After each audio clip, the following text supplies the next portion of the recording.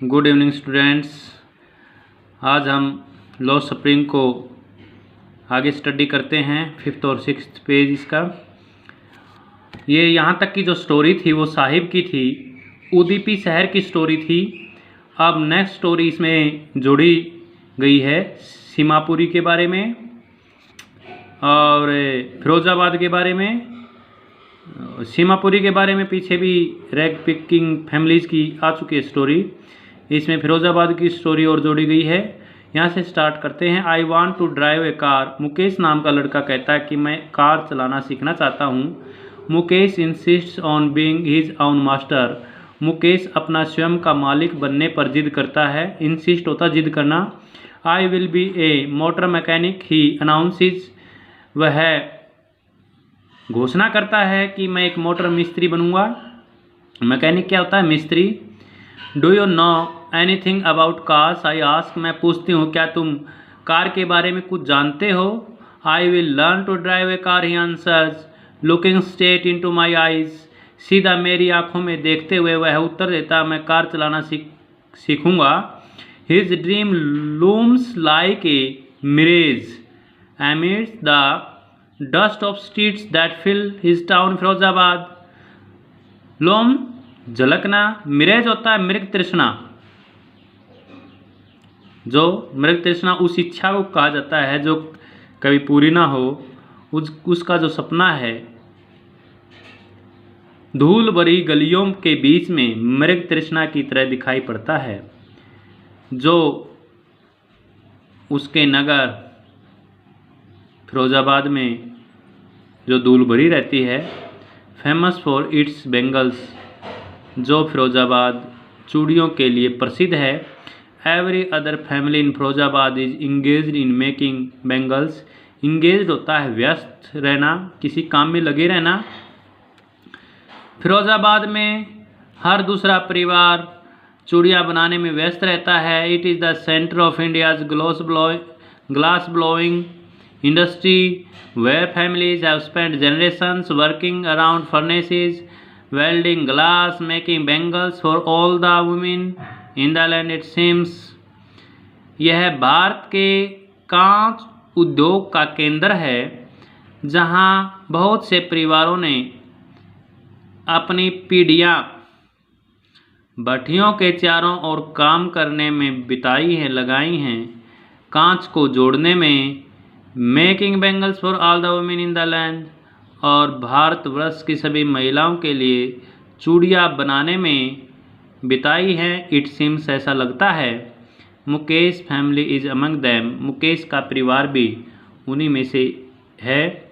None of them know that it is illegal for children like him to work in the glass furnaces with high temperatures.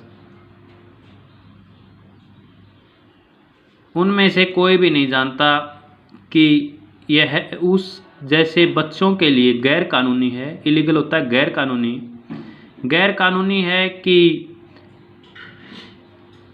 Temperature, तापमान, dingy cells, अंधेरी कोठरियाँ, without air and light, that the law कानून if enforced could get him and all those 20,000 children out of the hot furnaces where they slog their day-night hours,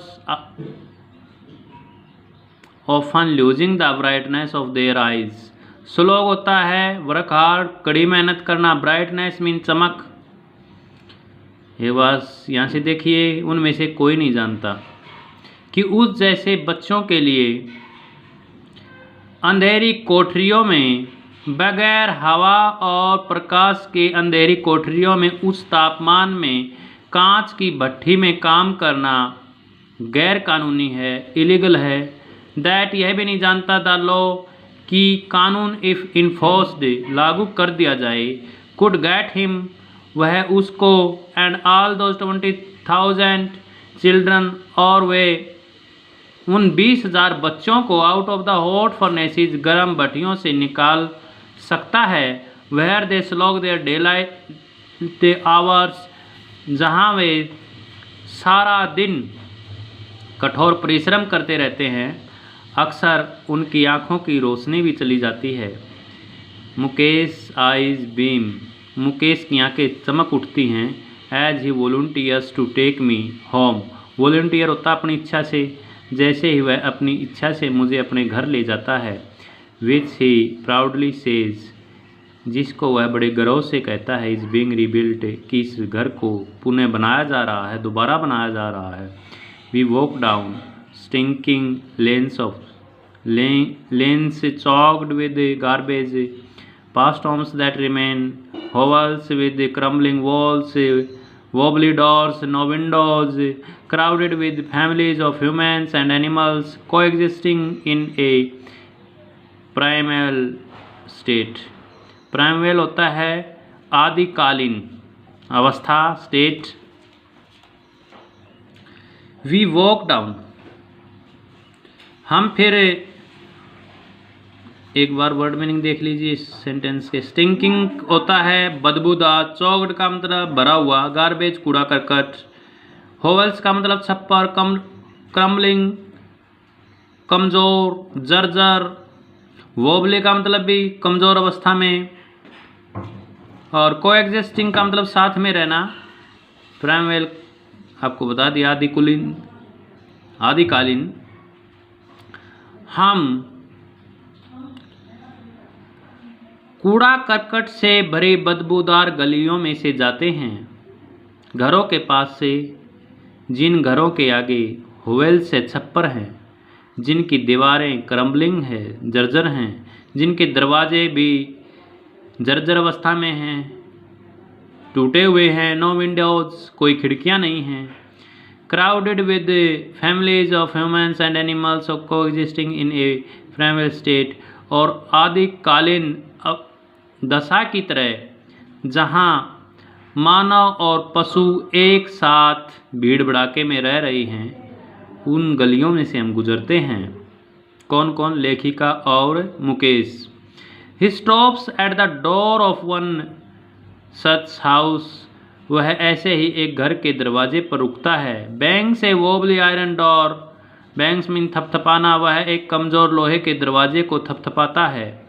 with his foot, अपने पैर से, and pushes it open, और उसको धकेल कर खोलता है। We enter a half built shack, हम एक आधा निर्मित घर के अंदर प्रवेश करते हैं। In one part of it, जिसके एक हिस्से में थैच्ड विद डेड ग्रास, सूखी घास का एक छप्पर बना हुआ है। थैच्ड का मतलब भी छप्पर। इज ए फायरवुड स्टोव, और वहाँ एक जलाऊ ईंधन का चूल्हा है। Over which sits a large vessel, जिस चूल्हे के ऊपर एक बड़ा बर्तन रखा हुआ है। ऑफ सिजलिंग स्पिनच लीव्स, जिसमें पालक की पत्तियाँ उबल रही हैं। ऑन द ग्राउंड, जमीन पर, इन लार्ज एल्यूमिनियम प्लेटर्स, बड़े बड़े एल्यूमिनियम के थालों में, प्लेटर होता है बड़ी बड़ी थाली। आर मोर चॉप्ड वेजिटेबल, और ज़्यादा काटी गई सब्जियां हैं। चॉप्ड मीन काटी हुई। A frail young women is cooking the evening meal for the whole family, frail होता है दुबली पतली, नवयुवती पूरे परिवार के लिए चाय का भोजन पका रही है। Through eyes field with smog, उसकी आंखों में धुआं भरा हुआ। सी स्माइल्स, मुस्कुराती है। She is the wife of,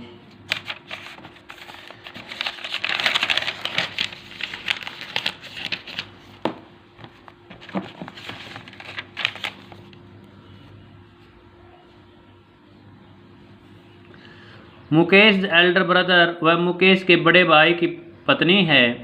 not much older in years, जो वर्षों में ज़्यादा बड़ा नहीं। She has begun to command respect as the bahu, उसने एक बहू के रूप में आदर देना शुरू कर दिया है। The daughter in law of the house, घर की बहू। Already in charge of 3 men, जिसके पास 3 आदमियों का चार्ज है, जिम्मेदारी है। चार्ज मीन जिम्मेदारी। हर हस्बैंड, उसका पति। मुकेश, उसका देवर। एंड देयर फादर, और उनका पिता, कहने का मतलब उसका ससुर।